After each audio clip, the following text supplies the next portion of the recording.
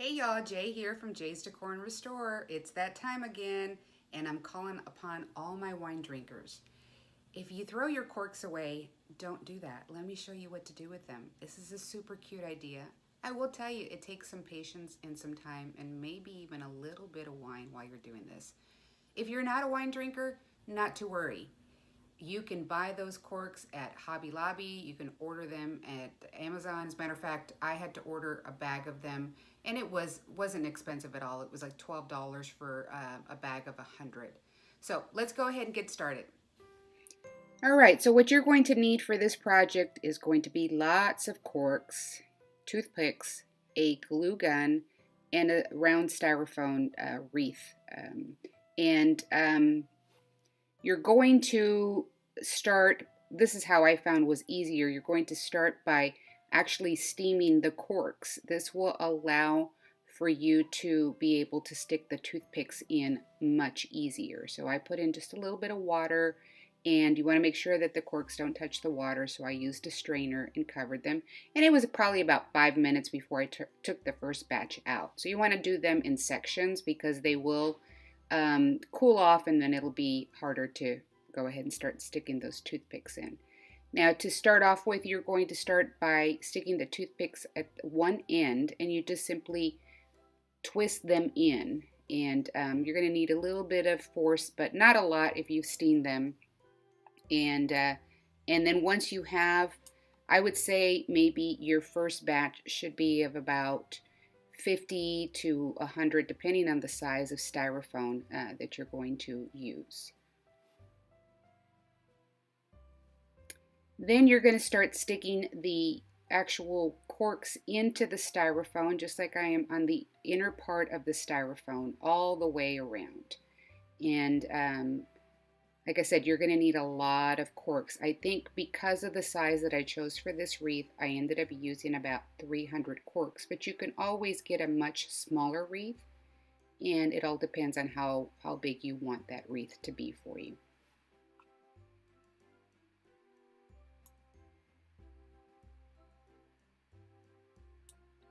And then here is what it should look like when it's all finish on the inside, and then you're going to repeat that process on the outer part doing the same method.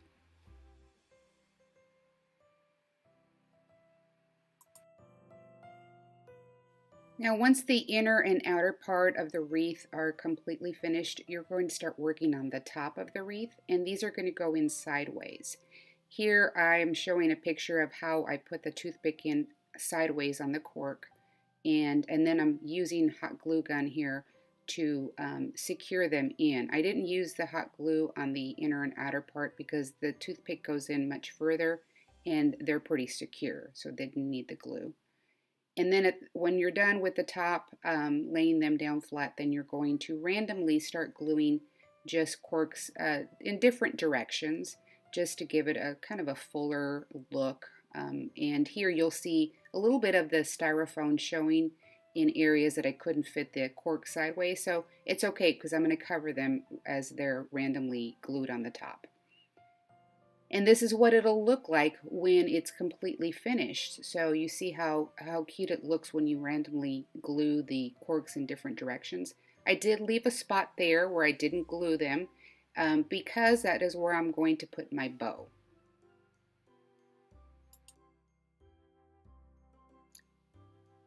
So now I'm going to start decorating it, and I made a bow. I didn't videotape that, I'm sorry. I'm not very good at bows anyway, but this one turned out well.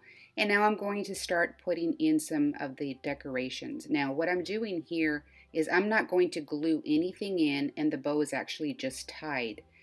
And the reason for that is because I want this to be a multi-seasonal wreath. So I'll be able to just switch out the decorations based on the holiday. So for Valentine's Day, I can change the bow to just a straight red bow and put in some different types of hearts or things like that. So this is a wreath I'll be able to use a year round, which is great. And here's my finished project. I think it turned out beautifully, and I love that I'm going to be able to change out the decorations based on the holiday.